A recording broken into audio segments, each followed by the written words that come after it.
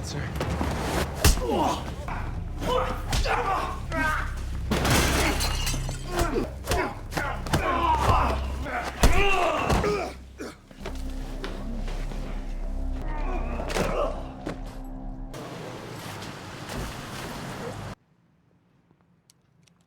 I'm fine.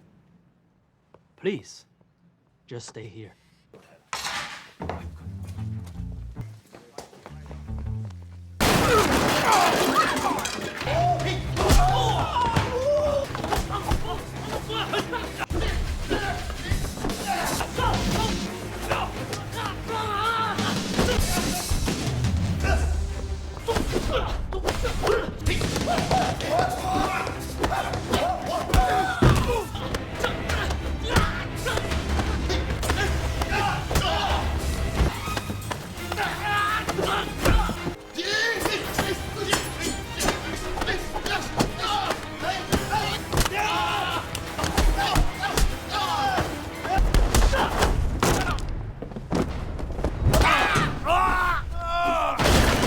The movie opens in 1963 in a mountainous region of China, where students from the Shaolin Kung Fu School face off against students from the Tai Chi Martial Arts School. A martial arts match is held between two masters, Wong Jack Man of Shaolin Kung Fu and Wong Beiyu of Tai Chi.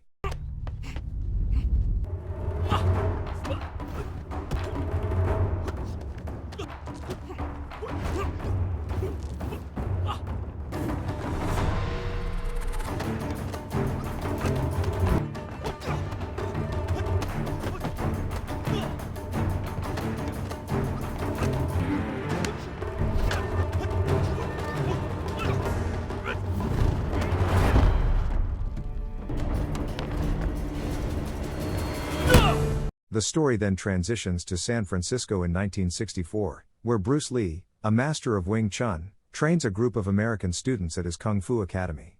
Among them is Vinny Wei, a young man from Chinatown, whom Bruce reprimands for gambling.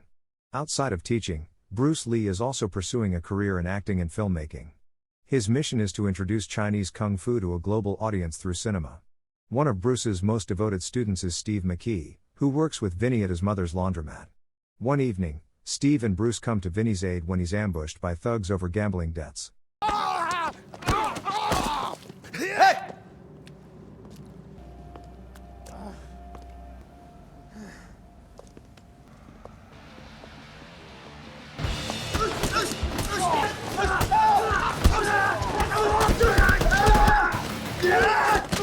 Clean your boys up.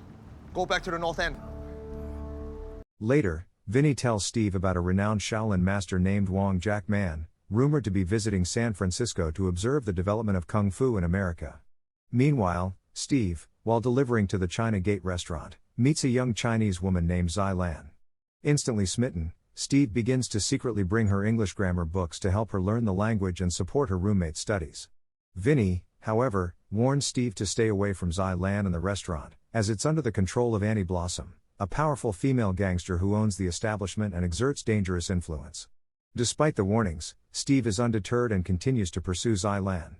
Meanwhile, Master Wong Jack Man arrives in San Francisco and is welcomed by Steve, who helps him find work as a dishwasher at a local cafe.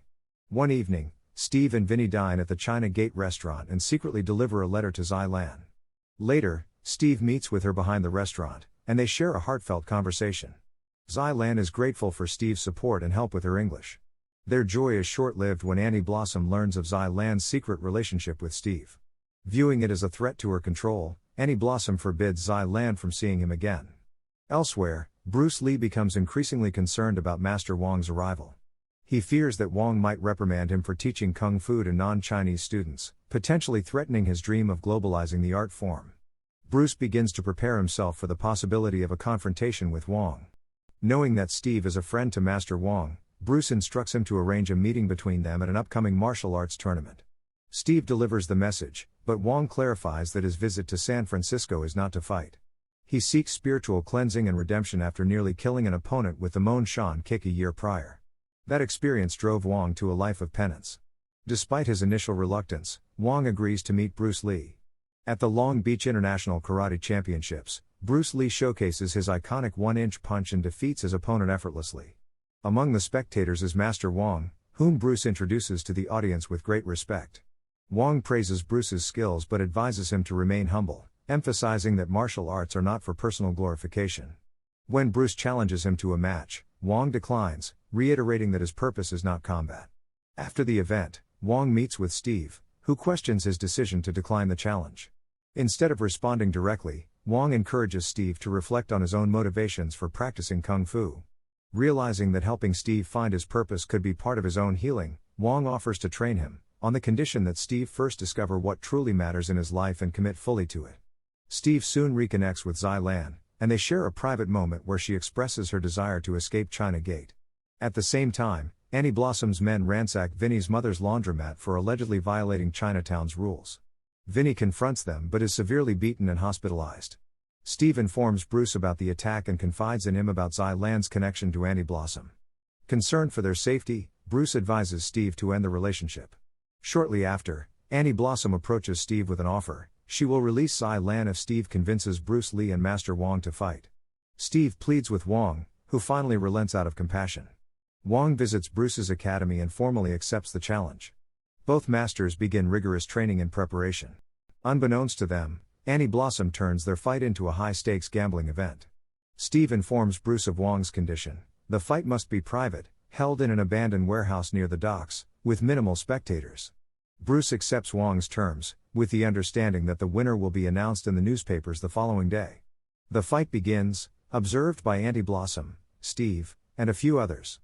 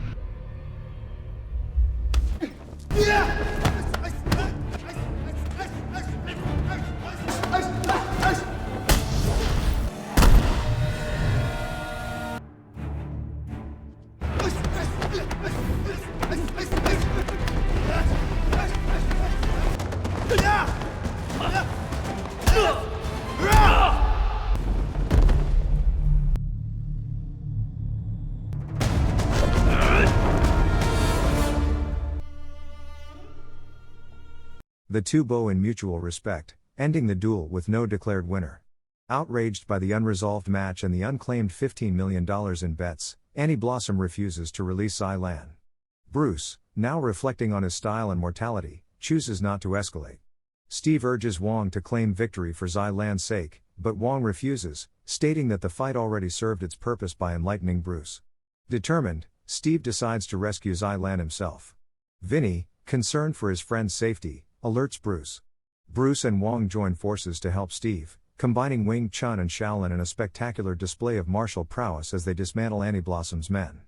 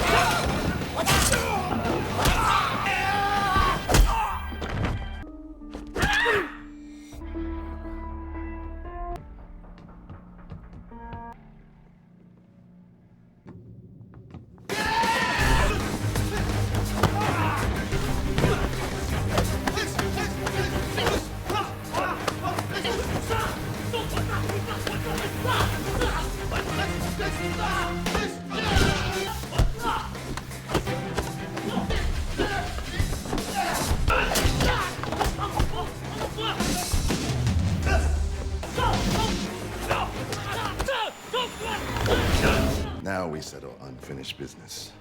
I'll make it quick.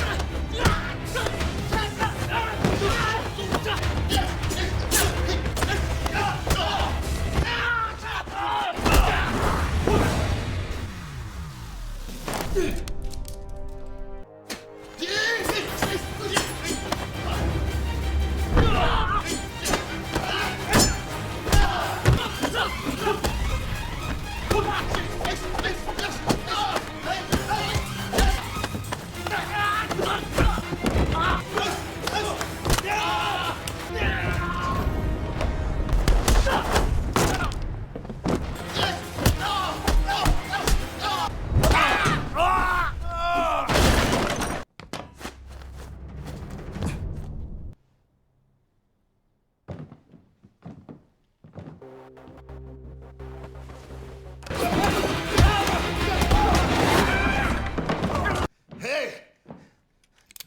This is a scene you don't see in the Chopsakis. Together, Bruce, Wong, and Steve confront Annie Blossom and Wing Lo. Wong formally acknowledges Bruce as the victor. Bruce then demands the release of not only Xylan but also all the girls held captive.